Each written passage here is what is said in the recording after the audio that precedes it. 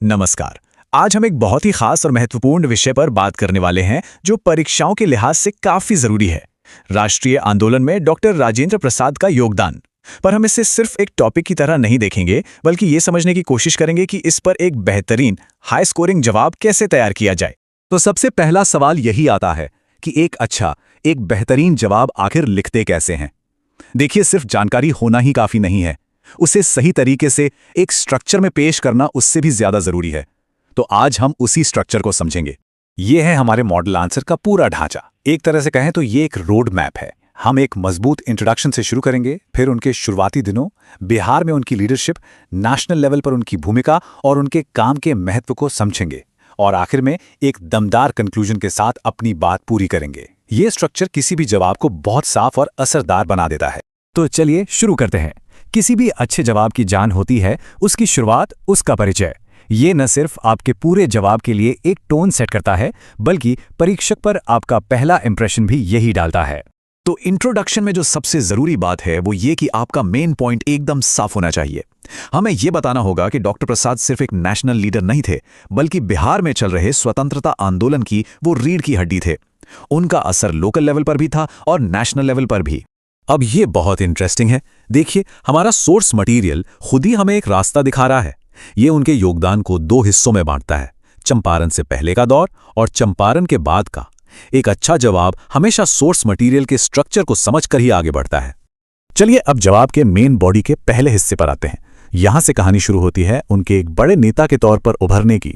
हम उनके राजनीतिक जीवन के उस शुरुआती दौर को देखेंगे जिसने उन्हें नेशनल स्टेज पर लाकर खड़ा कर दिया। ये टाइमलाइन उनकी पॉलिटिकल जर्नी को दिखाती है। एक एक कदम कितना जरूरी था। स्टूडेंट लाइफ से लेकर कांग्रेस ज्वाइन करने तक हर कदम अहम था। लेकिन असली गेम चेंजर, जो टर्निंग पॉइंट था, वो आया 1917 में, जब चंपारण में उनकी मुलाकात महात्मा गांधी से हुई। ये उनके जीवन का एक बहुत बड़ा मोड़ था। तो ये पॉइंट समझना बहुत जरूरी है। चंपारण सत्याग्रह ने सिर्फ एक सफल वकील को एक फुल टाइम स्वतंत्रता सेनानी नहीं बनाया, बल्कि इसने उन्हें गांधीवादी विचारधारा से भी गहराई से जोड़ दिया, और यहीं से वो बिहार में गांधी जी के सबसे भरोसेमंद साथियों में से एक बन गए। चंपारण से मिली इस नई सोच और जोश के साथ डॉक्टर प्रसाद ने बिहार में आंदोलन की कमान अपने हाथों में ले ली।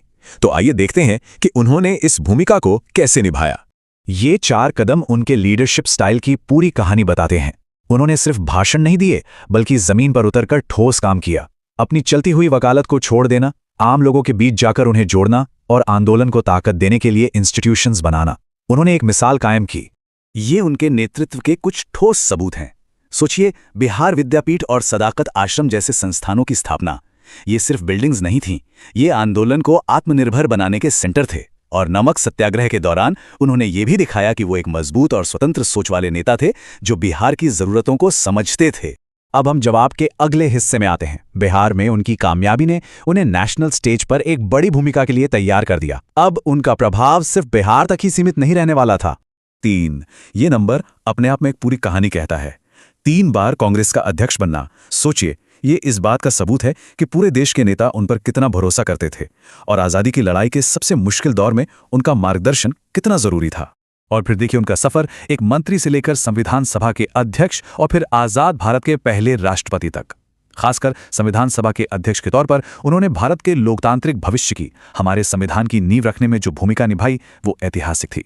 और ये स्लाइड उनके इस सफर को बहुत खूबसूरती से दिखाती है। एक अच्छा जवाब सिर्फ फैक्ट्स नहीं देता, वो एनालाइज करता है। ये कंपैरिजन दिखाता है कि कैसे वो एक रीजनल लीडर से एक नेशनल स्टेट्समैन बने, वो भी अपनी जड़ों को मजबूती से पकड़े हुए। अब हम आते हैं जवाब के सबसे जरूरी हिस्से पर, एनालिसिस। यहां हम सिर्फ ये नहीं बताएंगे कि उन्होंने क्या किया, बल्कि ये समझाएंगे कि उनके कामों का महत्व क्या था और उनका असर कितना गहरा पड़ा। ये टेबल देखिए, एनालिसिस करने का एक बहुत ही इफेक्टिव तरीका है। ये कॉज एंड इफेक्ट को, यानी कारण और प्रभाव को सीधा सीधा जोड़ता है। जैसे बिहार विद्यापीठ की स्थापना सिर्फ एक एजुकेशनल इनिशिएटिव नहीं थी, ये असहयोग आंदोलन को इंटेलेक्चुअल पावर देने का एक जरिया थी। इस तरह का विश्लेषण ही एक जवाब को दूसरों से अलग बनाता है। और अब हम आ गए हैं आखिर में, कंक्लूजन पर। याद रखिए, एक अच्छा कंक्लूजन सिर्फ समरी नहीं होता, ये आपके पूरे जवाब को एक साथ बांधकर एक पावरफुल मैसेज देता है और एक लास्टिंग इंप्रेशन छोड़ता है। इस तरह का एक कोटेशन कंक्लूजन को बहुत वजन देता है। ये उन्हें इतिहास के महानतम नेताओं की कतार में खड़ा करता है और उनके दोहरे रोल को हाईलाइट करता है।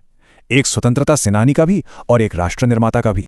तो कुल मिला के यही उनकी लेगेसी है, एक ऐसा लीडर जो लड़ना भी जानता था और बनाना भी। उनका जीवन ये दिखाता है कि जमीनी स्तर का संघर्ष और ऊंचे पद पर बैठकर देश चलाना, ये दोनों काम एक ही व्यक्ति कितनी बखूबी कर सकता है।